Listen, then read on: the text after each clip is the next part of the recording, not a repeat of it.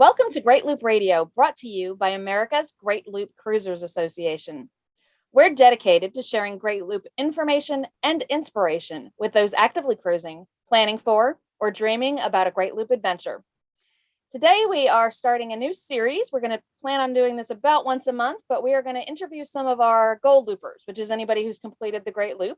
And they're just going to tell us the story of their Great Loop adventure. We do these at our Great Loop Cruising, a Guide to the Looper Lifestyle seminars, which is kind of our introductory seminar to the Great Loop.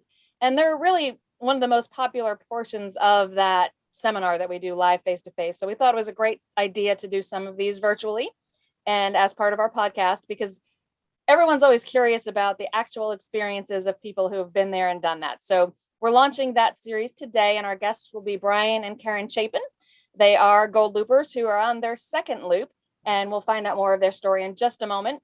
First, I do want to take a moment to recognize and thank our Admiral sponsors who support AGLCA at the highest level. They are Curtis Stokes and Associates, Passage Maker Trawler Fest, Skipper Bob Publications, and Waterway Guide Media. And as always, we encourage our listeners and viewers to support these businesses that support the Great Loop. And with the introductory business out of the way, I want to officially welcome Brian and Karen Chapin. Welcome. Thanks for joining me. Great. Hi, thank you.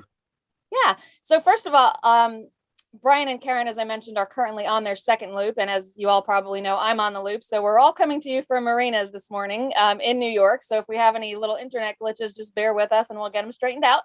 But Brian and Karen, let's start. Tell us where you are this morning. We're in Clayton, New York on the St. Lawrence, just at the end of the St. Lawrence, about to cross over into Canada to head around the Ontario region. Yeah. And the lovely picture behind you is actually where you are, correct? Yes. That's it. It's right behind us. Yeah. And it's beautiful. And I know there are lots of loopers kind of headed in that direction. And I want to kind of unpack a lot of what you just said, because it is your second loop. And the first time I believe, based on when you did it, that you probably didn't get to go to Canada. But let's kind of start with sharing a little bit of the details about the boat that you're aboard. Okay. Well, we're on a Ranger Tug, a 25-foot Ranger Tug from 2016. It's what we call tiny living, but it has everything the big boats have, and either one of us can single hand it. We can trailer it. It's great on fuel, not too hard to maintain. Really a nice little boat.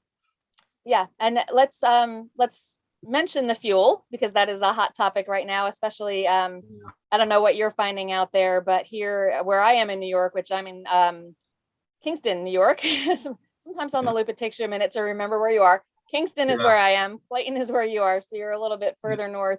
But we're finding most of the diesel pricing is approaching $7 a gallon. What are you seeing there in the Clayton area? Yeah, that's about the same. Early on in the loop, it was down in the 5s, then the 6. Now it's almost 7 everywhere we go.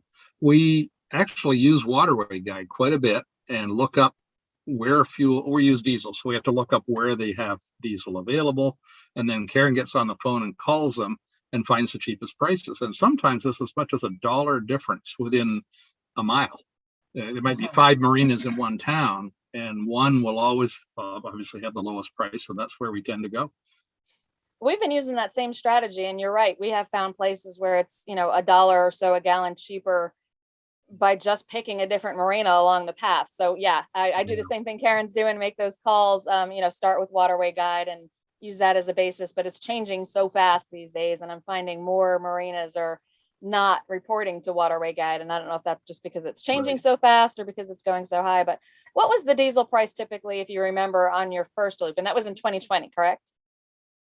Yeah, we started in 2020, finished in 2021, and it was about $2 to $3. Yeah, mid 200s was the average. $2 was the average. Yeah. Yeah. So we're running double, almost triple this year. So last year we get 4 miles to the gallon at 8 miles an hour. That's our optimum cruising speed. We can get up to 16 miles per hour if we need to, and we have a few times, but 8 miles is it, and 4 miles per gallon. So we can get 200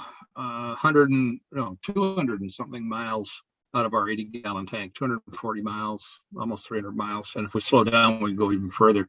So it's a pretty economical boat, even with the high gas prices, but it is hurting this year a little bit.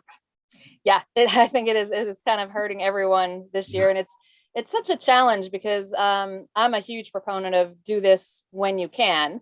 So I hear people kind of debating whether they should put it off because of fuel prices. And I'm so mixed on that because you never know what next year will bring. But at the same time, we're out here paying those close to $7 a gallon, and it is painful. So it's going to be a tough choice, I think, for some people. But another thing that's going on this year is, yeah, go ahead. I was going to say, if it's any help to people, especially in the planning phase, for us, all of our costs, everything, living, groceries, entertainment, fuel, marinas, everything last year was $24,000 through the whole loop. That's less probably than living at home where we're eating out all the time and going to shows and theaters and all that sort of thing. So living on the boat is probably as cheaper than living at home. But this year, because of the high fuel, what we've done is just we don't stay in marinas quite as often. We anchor out a little more, and we don't eat out in fancy restaurants quite as much. And it's balancing out. I mean, we're still spending the same amount per month as we did last year. So it can work. Yeah, and that's a really great point. Is there are several costs that are within your control. And one of them, of course, is the boat you select. And in a smaller boat, a 25-foot boat, you're certainly saving when you are in a marina over somebody who's in a 50-foot boat. You're paying half of that. And having a fuel efficient boat also, makes the difference. You're getting, you're going to pay a quarter for fuel of what somebody who's in a boat that's burning a mile a gallon. So those are definitely things that are working to your advantage from a cost standpoint. But the other kind of big thing that I'm hearing is some concern because there are a lot of loopers out there this year. And, that's stemming from a couple of things. I think, obviously, 2020 and 2021, some folks opted out those years. If they hadn't started, they just chose to wait. And some folks who did the loop, like the two of you, are going around again to get to Canada, which they missed during 2020 or 2021. And all that's leading to more boats on the water. So you're there in Clayton getting ready to cross to Canada today, which is very exciting. But tell us, what are you seeing out there in terms of the number of loopers? Yes, there are more. Is that creating any bottlenecks, any issues that you've seen so far? No.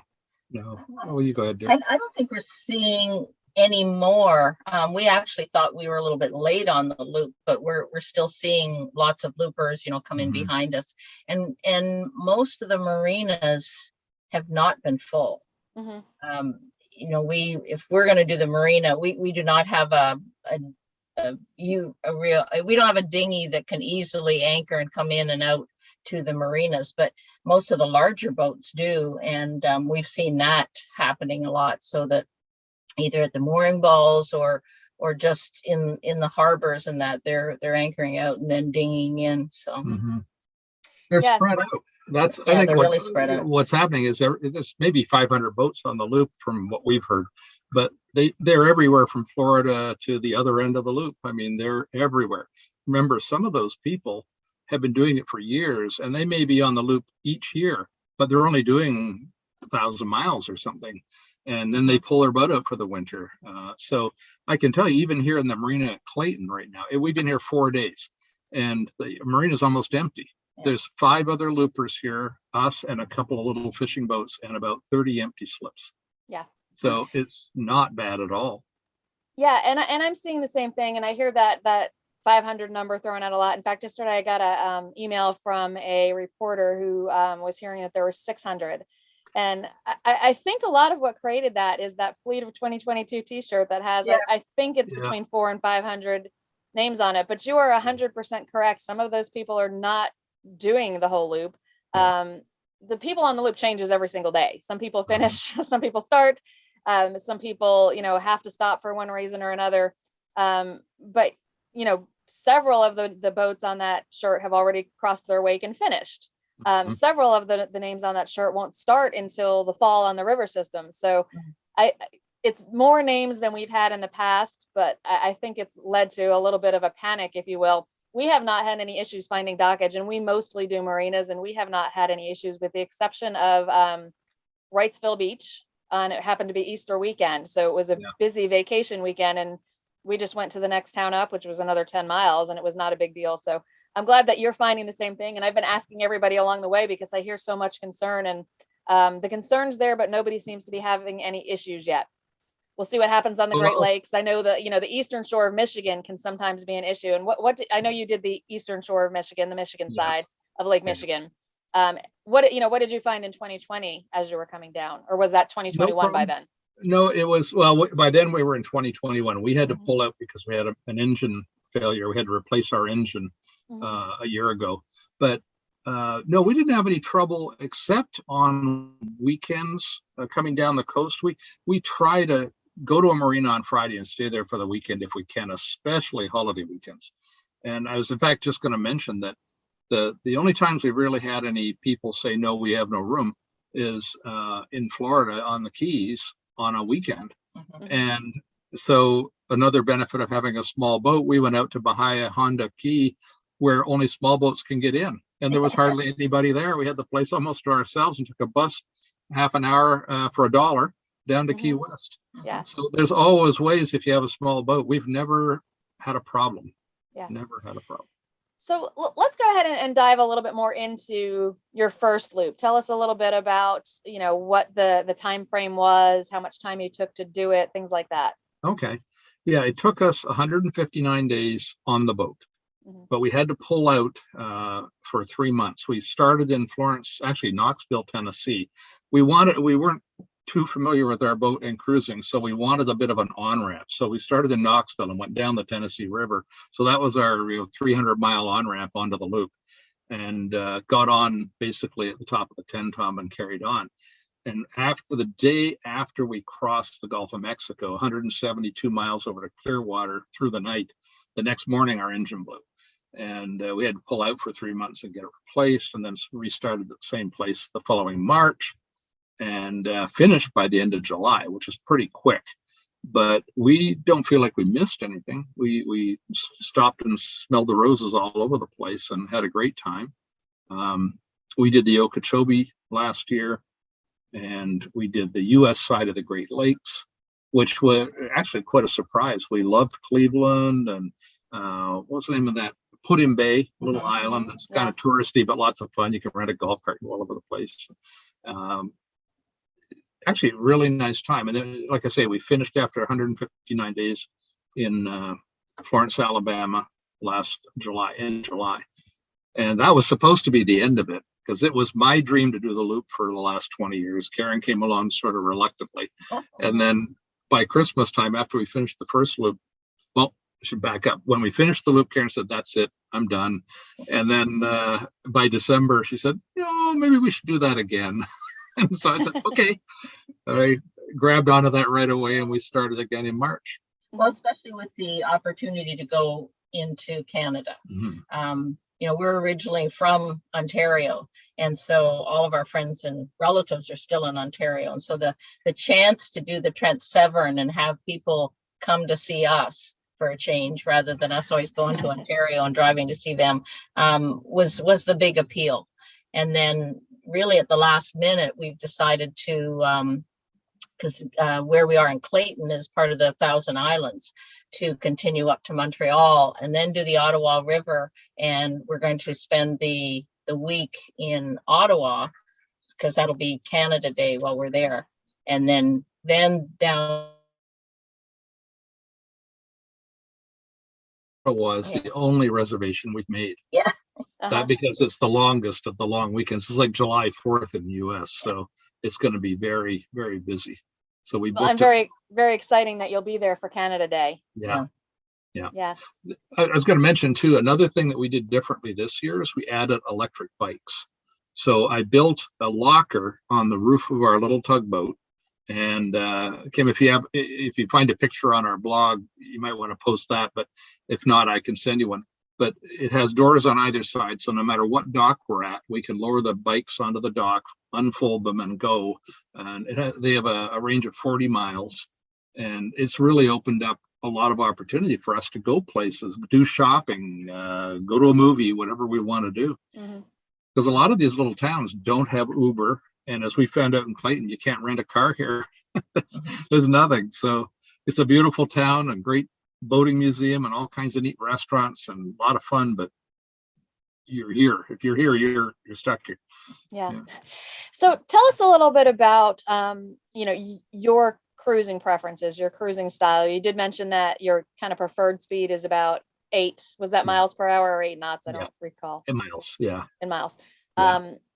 And you did mention that because of fuel costs, you're kind of anchoring a little bit more. But typically, how frequently do you choose to anchor versus tie up at a marina?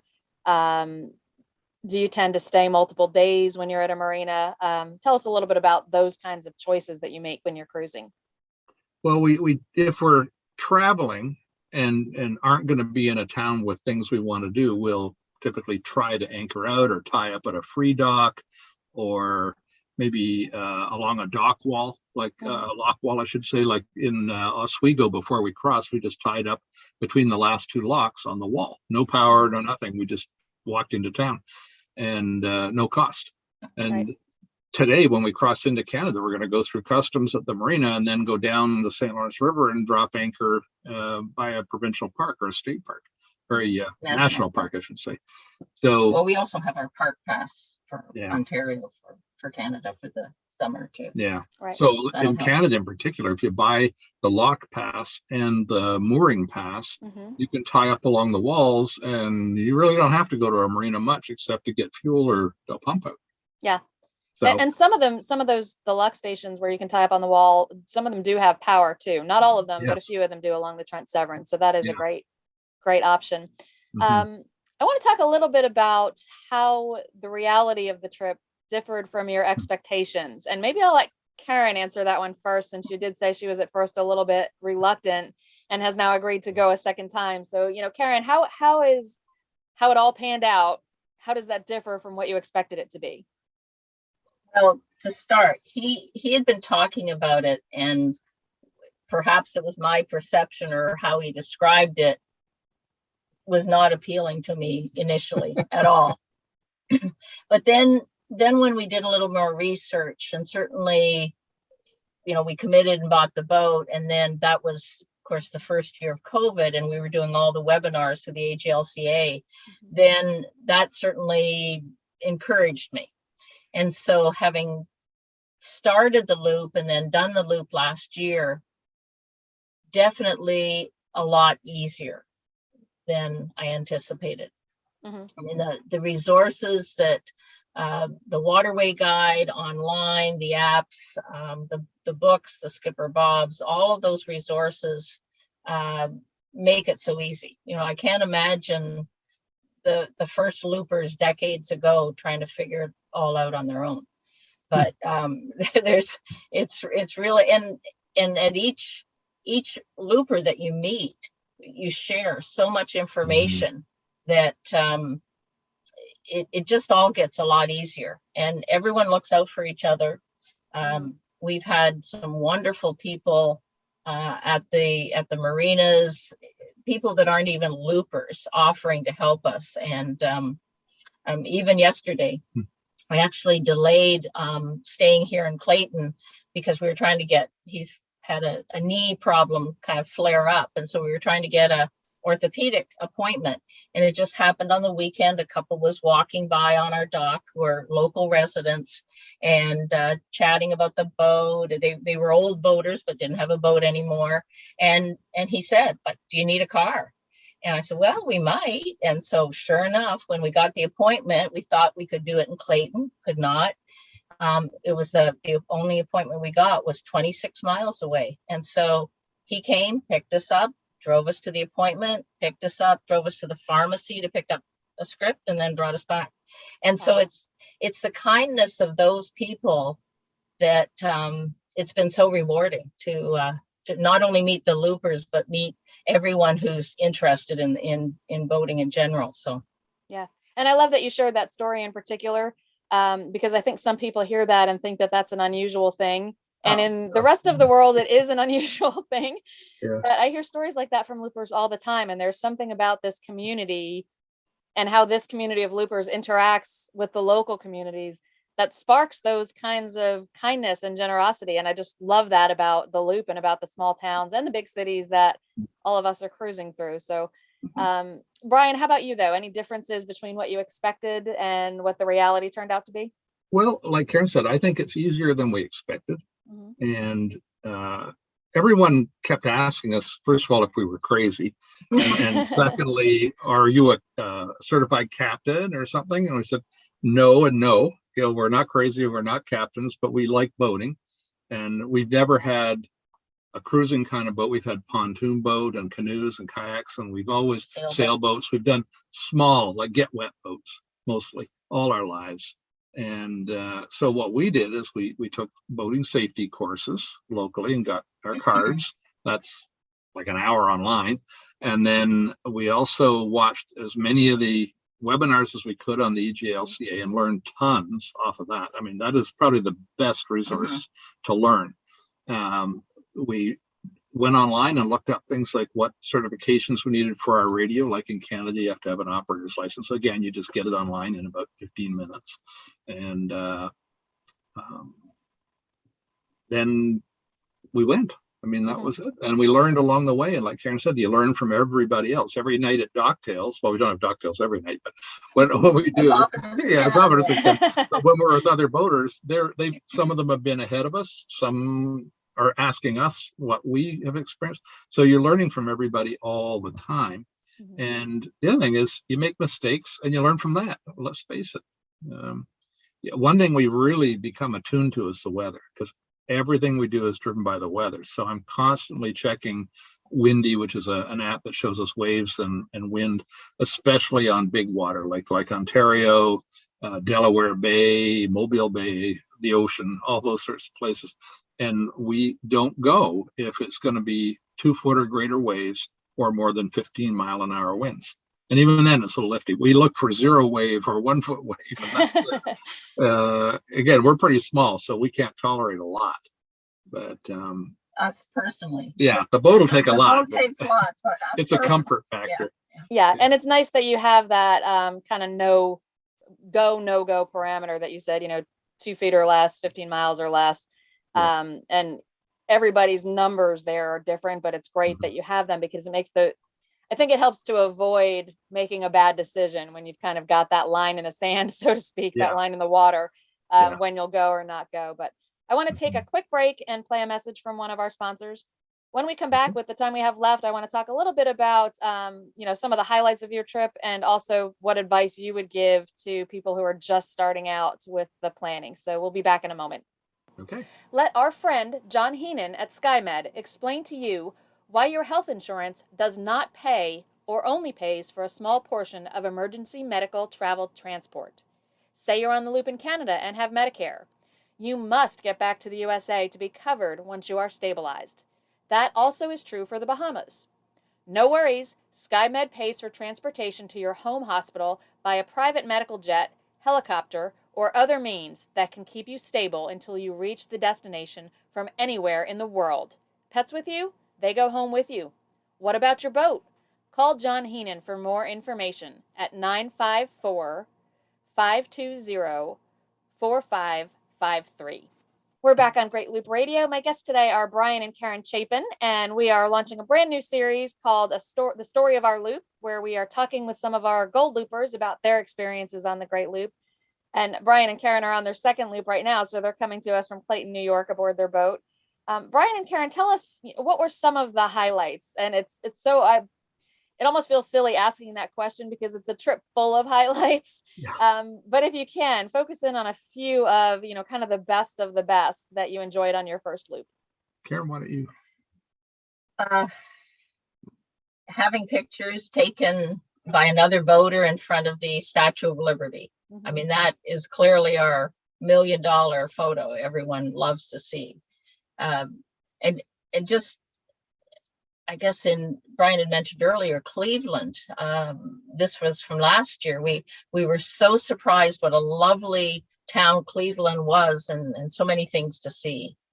From there, I guess, Mackinac Island. I mean, we've heard so much about it, but we had never visited there. And so to be able to visit there by boat and just, it was such a unique experience. What else? Well, a couple of spring to my mind was one in Florida in the first loop. Oh, yeah. We again are on a small boat, so we were able to go up into, well, we went to Lake George, which is in the middle of Florida, not far from Orlando, and we went up a couple of the little side rivers where they have these springs, really nice springs.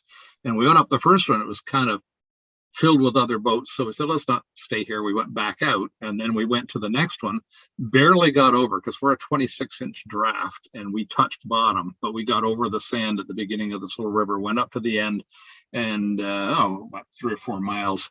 And it was an open spring fed pool, if you will. And there were a few dozen people there, some on boats, some with their cars and their kids swimming. Crystal clear, 70-degree water, but waist deep. So nice. We just got in the water and started scrubbing our hull as we walked around the outside. And a guy came over on his paddleboard with his dog on the bow of the paddleboard. He talked to us, he stood there and paddled around us and just talked to us about the Great Loop and our boat and everything, his life and everything, for about an hour. And we found out he's 80 years old. Wow. And his wife was on their pontoon boat a few hundred feet away, and he just enjoyed it, and we enjoyed his company and chatting. And then as the sun went down, everybody left, and we had that whole spring-fed lagoon to ourselves for the whole night. It was crystal clear sky, crystal clear water, and it's just beautiful. And I'll never forget that. That was a neat one. And there was another lagoon that from an island, we got the anchorage from the waterway guide, and we went in. There was just the only other one was a sailboat in there already, and in the late afternoon the manatees came in and were swimming around the boat. And that was just north of Cabbage Key, about a mile. Yeah. Can't remember the name of the key, but very small. Yeah. So what do you think you gained from doing the loop? I talked to so many Gold Loopers who feel like it changed them in some way. What did the two of you gain from doing the loop? That's a tough one. I think flexibility. Yeah, we learned about each other a lot after 30. Well, we celebrated our 35th anniversary while we were on the loop.